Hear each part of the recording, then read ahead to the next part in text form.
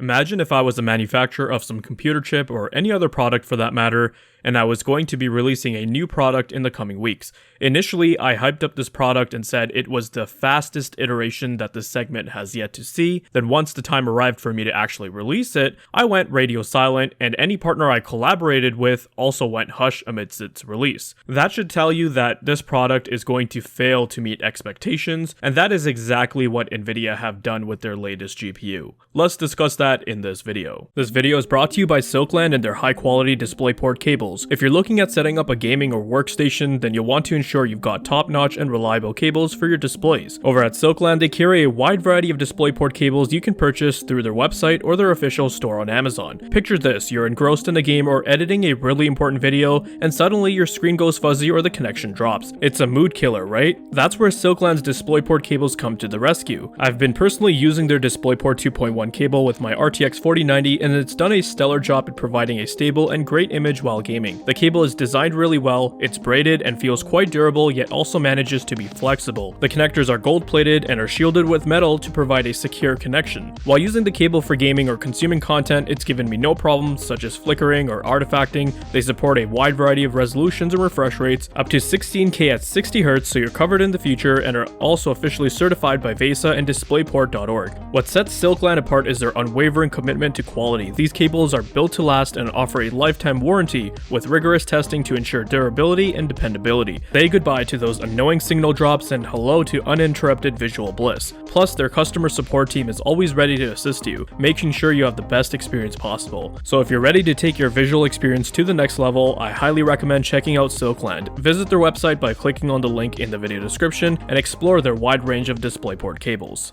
Hey, what is going on guys, Danny here, welcome back to the channel and I hope you've all been doing well. The official release date for Nvidia's RTX 4060 Ti 16GB was July 18th, which has now passed. However, this has to be one of the most, if not the quietest launch from Nvidia. If you weren't paying any close attention to the GPU or PC hardware market, and trust me, I don't blame you if you weren't at this point, then you probably wouldn't have even known that there was a 16GB 4060 Ti released recently. I wanted to make this video as a follow-up to a rumor we discussed in my previous video, where we looked at this tweet from Hardware Unboxed. He mentioned how there was no official review program for the RTX 4060 Ti 16GB, and their partners didn't have any info on it either, nor were they sampling any models out to reviewers for testing. Hub did mention that they will be buying one as soon as they are able to, and I suspect most big tech outlets would end up doing the same. Now come July 18th, which was the official release date for the 4060 Ti, we had gotten confirmation from Tech Power Up for the release.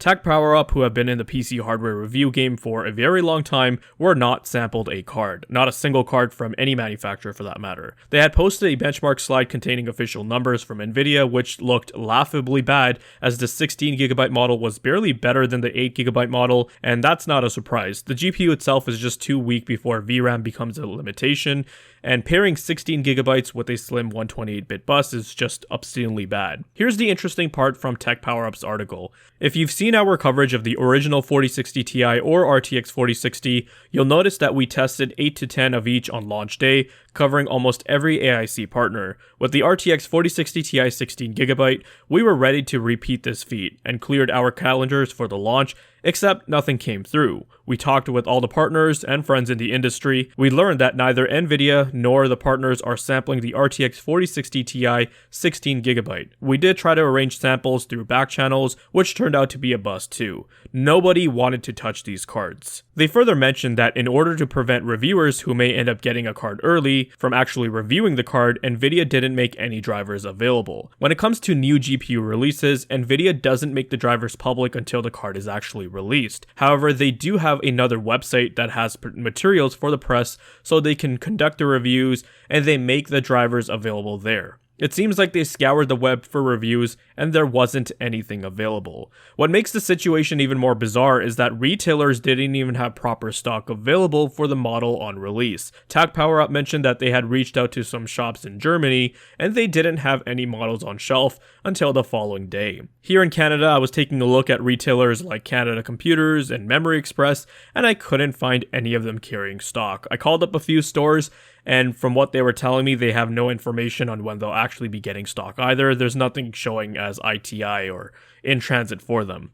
Essentially, what we have here is a quiet paper launch, and if you are interested in seeing reviews for this model, well, you're going to end up waiting for quite some time. This just goes to show you how terrible this GPU is, and the fact that AIB partners weren't interested in promoting this model and sampling cards means that they just didn't want to put themselves in that bad spotlight. And even though it's Nvidia's fault for the most part, the card itself is coming from ASUS or Gigabyte, whoever, and the negativity still falls on them, which therefore affects sales. You really don't have to wait for reviews for this GPU if you want to know how it'll perform.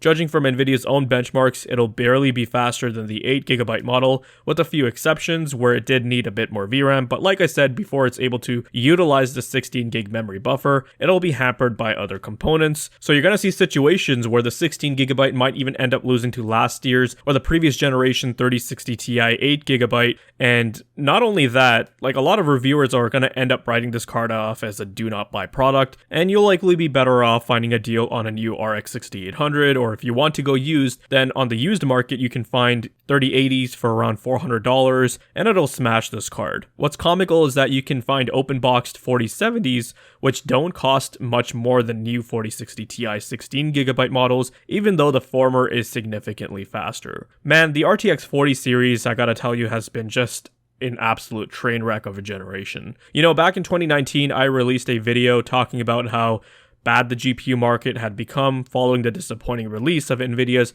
RTX 20 series and AMD's release of Radeon 7. I thought at that time we had reached the floor for how bad the GPU market could become, and I thought that those would be the worst generations we'd see. With the release of the 30 series and the RX 6000 series, it did seem like we were going back on track to getting good products again that would be worth the money. However, the crypto mining boom had ruined that one, and now with the explosion in the AI industry, these manufacturers have put the consumer market on the back burner now. At this point, there's no sense in crying about new GPUs. If you want something that offers you good bang for the buck, you're just gonna have to take some time to do your research and hunt for deals. Moving on, and I wanted to talk about some new CPU leaks. This comes from VideoCard's website, who are sourcing a leaker from Twitter with info from a Chinese website called BenchLife. This information is surrounding Intel's upcoming 14th generation desktop CPUs, also known as the Raptor Lake Refresh. Here they have this table which shows core and thread count configurations and also clock speeds. The info provided here seems to be in line with what I had expected.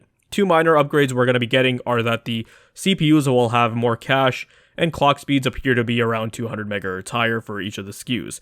Core and thread counts also appear to be the same for the most part, but the 14700K and the other i7s will now have 8 P cores along with 12 E cores, whereas the 13700K had 8 P cores and 8 E cores. Unfortunately, the info here shows that Intel will not be increasing core count for the i5s, which is a bit disappointing. Red Gaming Tech on his channel recently made a video with some info stating that the 14th generation i5s would have 8 P cores and 8 E cores. If that were to happen, I think Intel would seriously dominate the CPU market in the mainstream segment, and that would put AMD in a very bad spot.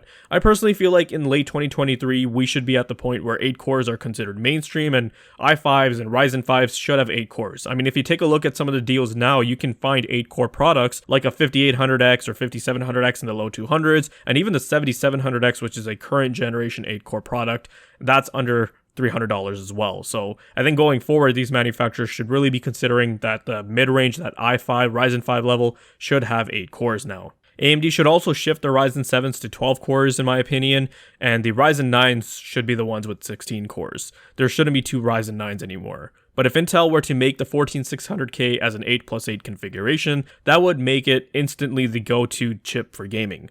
I have a 13700K in my test bench, and that is an absolute monster when it comes to gaming. Though not only would this 14600K would be an amazing chip for gaming, I think it would also be great for multi-threading workloads too. You'd essentially be getting a much faster 12900K a couple years later for much cheaper. Speaking of cheap deals though, not sure if you guys recently saw, there were some big price drops for Intel's 13th generation CPUs.